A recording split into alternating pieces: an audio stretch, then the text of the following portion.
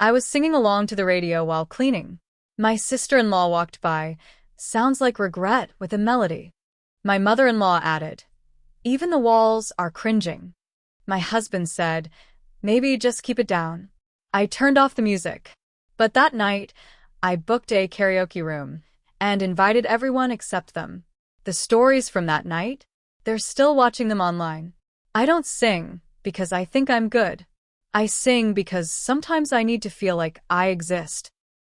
That day, I had been cleaning the kitchen for over an hour, scrubbing the stove, wiping down the counters, taking out the recycling because no one else would. My daughter was playing in her room. Dan was working from home, allegedly.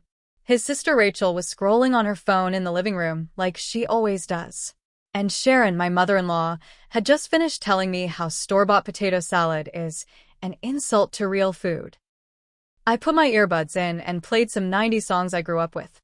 I wasn't belting anything. I was humming, singing under my breath while cleaning. That's all. Just a human being making noise in her own kitchen. Rachel walked by behind me and said, sounds like regret with a melody. Then Sharon, without even looking up, muttered, even the walls are cringing. Dan walked into the kitchen a minute later, opened the fridge and said, maybe just keep it down? Like I was the problem. They didn't laugh. It wasn't a joke. It was just another small, sharp cut. I turned the music off. I didn't say a word. I finished scrubbing the sink in silence while they talked in the next room like I wasn't there. That moment broke something in me. Not because of the singing, because of what it revealed. They don't see me as a person. I'm furniture. Useful, quiet, and easy to ignore unless they want to mock me. That night, after Dan fell asleep, I sat in the bathroom with the lights off and just stared at the wall for a long time. Then I pulled out my phone and booked a private karaoke room for Saturday night. Not just for me. I texted everyone I hadn't seen in a while. My coworker Lacey from my old marketing job, my friend Kim who moved out to West Seattle but still checks in every few months, even my old neighbor Sarah, who always invited me to wine nights before I had the baby. I said I needed a night out. Just fun, music, no husbands, no judgment. Every single one of them said yes. Dan didn't ask where I was going when I mentioned I'd be out Saturday. He just nodded and said, okay. Should I order pizza for Rachel and Mom? Like it was any other night. Saturday came.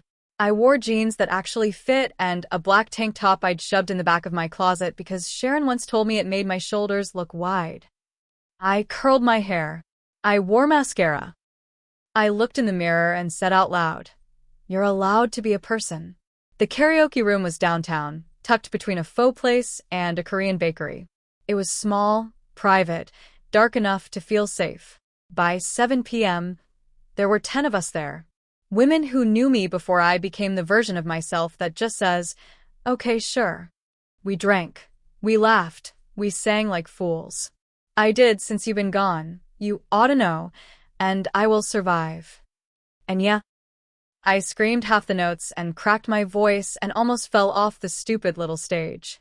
But no one cared. They were screaming with me.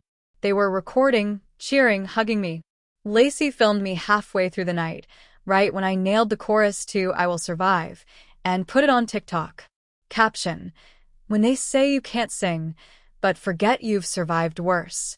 By the time I got home, it had over 5,000 likes. People were commenting things like, that's real power and I don't know her, but I want her to win. Dan didn't say a word when I walked in. He looked up from the couch and just said, you're back. Yeah, I was. The next morning, Rachel saw the TikTok. I know because she stood in the kitchen staring at her phone with this sour expression and said to Sharon, guess what's trending? Cringe karaoke night. I didn't respond. I just pour my coffee. Sharon muttered, some people will do anything for attention. Dan came downstairs holding his phone. Your friends posted that video of you singing? I said, yeah.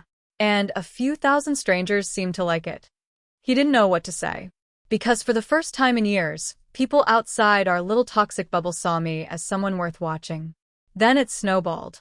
The video got picked up by a bigger account. Suddenly, it was at 80,000 views. People were duetting it, adding captions like, This is what reclaiming your life looks like. Rachel started being short with me. Passive-aggressive comments all day. Must be nice to have so much free time. Don't forget the rest of us live in the real world. Done? He didn't like the attention either. He started asking who I invited that night. You didn't tell me you were planning this, he said. I looked him straight in the eye and said, I didn't need your permission. That hit something. He started acting all cold and confused. Like I was the one creating problems. Like I had stepped out of my place. But I didn't care. People saw me. The me I used to be. The me I forgot existed. And I wasn't going back. Dan started locking his phone. That was the first change. After years of leaving it lying face up, suddenly his notifications were silenced, the screen always dark. I wasn't looking for anything, but you notice shifts like that when you've been married almost a decade. Then came the sudden mood swings. He'd alternate between acting overly sweet, offering to pick up dinner, randomly doing laundry, and going cold. Silent treatments when I didn't respond how he wanted. Like when I didn't gush over him bringing me a bottle of wine I didn't even like. Rachel got nastier, too. One morning she made pancakes for herself and Sharon. None for me or my daughter. When I came into the kitchen, she smiled and said, "Oh, I didn't think you'd be eating with us. Thought you'd be off performing for the internet." Sharon laughed. Dan didn't say a word. I knew what was happening. I had stepped out of their control. That karaoke video was harmless fun to most people. But in this house, it meant I'd stopped playing my role. I wasn't just the background anymore. I had friends, a voice, people cheering for me. That scared them. A few weeks later, Lacey messaged me. "Hey, did your husband message me on IG?" I froze. She sent a screenshot. Dan had messaged her something like, "Glad you're supporting my name. She really needed a night out." Followed by a second message. "She used to be more low-key though, lol. Hope you're a good influence." Lacey never replied. She just sent it to me and said, "You okay?" I wasn't. I confronted Dan that night. Calm, but direct. "Why are you messaging my friends?" He blinked like a deer in headlights. What? I wasn't flirting or anything. I was just talking. You said I used to be more low-key. It was a joke. Jesus. Why are you being so sensitive lately? Because everything is a joke until it's not. Meanwhile, the video hit 200,000 views. People started DMing me. Strangers telling me their own stories. One woman said her ex-husband told her she had the voice of a dying goat whenever she sang. Another said my video made her realize how small she'd made herself to survive. I replied to everyone. I didn't feel alone anymore. But the more light I found outside, the darker it got inside my home. Dan started criticizing everything. The way I folded laundry. How I cut vegetables.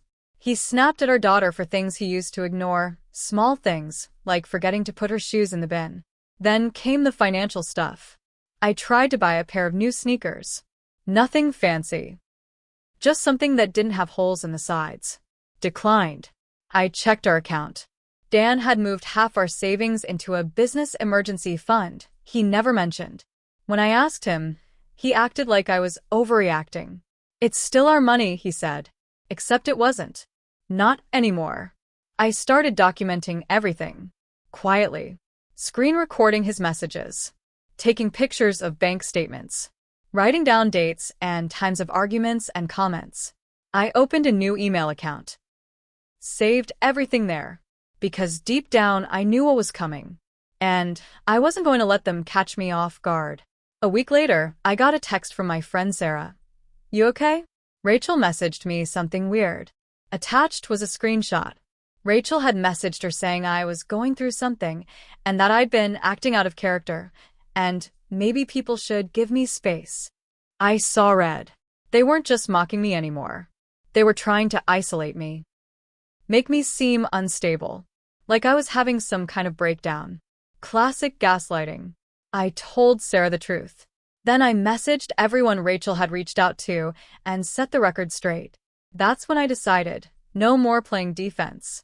2 weeks after I started documenting everything, I got an envelope in the mail from a name I didn't recognize. It was addressed to me, first name, last name, but from some little business suite in downtown Bellevue. I opened it. Inside was a printed photo. Done? At a bar. Sitting in a booth. With a woman. Not just sitting, his arm was around her. Her head on his shoulder. A timestamp in the bottom corner showed it was from a Thursday night. 2 weeks ago. The same night, he told me he was working late with a client. No note. No explanation. Just the photo. I stared at it for a long time. My hands didn't even shake. It felt calm. Like I had already known. Like this was just the paperwork catching up to the truth. Later that night, when Dan got home, I asked him directly, "You seeing someone else?" He didn't even pretend to be shocked. He just sighed. "I didn't do anything wrong." "Is that a no?" He looked me in the eyes and said, "It didn't mean anything. I was just talking to someone. I needed to vent." I stood there, quiet, just nodded once, and walked upstairs. That night, I made 3 moves. I emailed the photo and everything I had collected, screenshots, bank statements, his message to Lacey. To a divorce lawyer a friend had recommended over a year ago. I withdrew $200 from our joint checking and moved it into a new private account in my name only. I knew it wasn't much, but it was a start. I packed a small overnight bag for my daughter and me and hid it in the back of the coat closet behind the winter boots. Just in case. That weekend, Sharon made her move. We were sitting at the table. Rachel had just made another one of her snide remarks about people who can't take a joke. Sharon leaned in and said to me, totally serious, "Sweetheart, maybe you should go see someone. You've been erratic lately." Rachel nodded like she was worried. "You've just changed so much. The videos, the going out, it's like you're not yourself." Dan said nothing. Just sipped his coffee, pretending not to hear. I looked around the table and realized they were setting the stage, painting me as unstable, dangerous even, preparing for something. Maybe to get custody, maybe to force me out of the house, maybe to turn friends against me if I tried to leave. I smiled and said nothing, because I had something they didn't know. That photo? I didn't get it from some anonymous stranger. It came from the bartender at the place Dan took that woman. I had asked my friend Kim, who works in finance and knows everyone, to check into Dan's business dinners. She called in a favor. A friend of hers worked at that bar. When he saw Dan come in week after week with the same woman, he took a picture. Just in case. That woman? Not a client. Her name's Elise. She manages a boutique marketing firm in Bellevue. Divorced. No kids. Mid-30s. They met through a local business event Dan went to last fall. I found her Instagram. She had posted a soft focus photo of a man's hand on a wine glass 2 months ago. I recognized the ring. My husband's. I didn't reach out to her. Not yet. I didn't need to. Because I was done playing defense. Now it was my turn. I didn't leave right away. People always think it's easy. You find out he's cheating, his family is gaslighting you, and boom, you pack a bag and walk out the door. But it's never that simple when you've got a kid, shared bills, no recent job history, and people constantly telling you you're the unstable one. So I waited. I planned. And when the moment came, I was ready. First, I hired the lawyer. He looked over everything I'd documented and said, "You've got a strong case. Especially with the financial moves and the adultery." I didn't even flinch when he said that word. Adultery. It sounded cleaner than what it really was. Years of erosion, of disrespect masked as jokes, of emotional rot. I didn't tell Dan. I let him go about his routine. Work, gym, texts at night. I even smiled when he brought home sushi one night and said, "Thought we could have a date night." I smiled too. Let's do that soon. I needed him comfortable. I needed him thinking I was still in his orbit, that I hadn't drifted too far to pull back. Meanwhile, I found work again. Nothing big, just part-time admin support for a real estate firm. But it gave me a small income, some space, and enough grounding to show the court I was financially preparing for separation. Kim helped me get a financial advisor. We went through every shared account, every hidden expense Dan thought I wouldn't catch. And yes, there were hotel charges. Multiple. Then came Sharon. She sat me down one afternoon when Dan wasn't home. Rachel was out. My daughter was napping upstairs. She folded her hands and said, "I think you need to start making peace with your role in this family. We've all been patient, but there's only so long we can keep protecting you." Protecting me. That's what she thought she was doing. She didn't know I had already spoken with a counselor. Had letters from 2 therapists saying I showed no signs of instability, no manic behavior, no mental health episodes. I'd been documenting their behavior too. I didn't respond to her. I just looked her in the eye and asked, "Do you remember what I was wearing the first time we met?" She blinked. What? "You've lived in my home for years. I've taken care of your son, your granddaughter, your meals. And not once have you treated me like I'm part of this family. So, why would I care what you think now?" She stood up, flustered, said something about being concerned, left the house 10 minutes later. She hasn't been back since. The day I left wasn't dramatic. That was the revenge. It was quiet. Dan came home on a Thursday, and everything looked the same, except the closets were half empty, and the house was silent. There was a manila envelope on the counter with a divorce petition, proof of infidelity, financial statements, custody request, and a handwritten note. "I gave you 10 years. You gave me silence, mockery, and a second life to clean around. You don't get to define me anymore. Please forward any legal questions to my lawyer." I had moved into a small 2-bedroom apartment across town. It wasn't much, but it was mine. Clean walls, my own towels, a bedroom where no one criticized my voice. My daughter adapted quickly. Kids always know more than we think.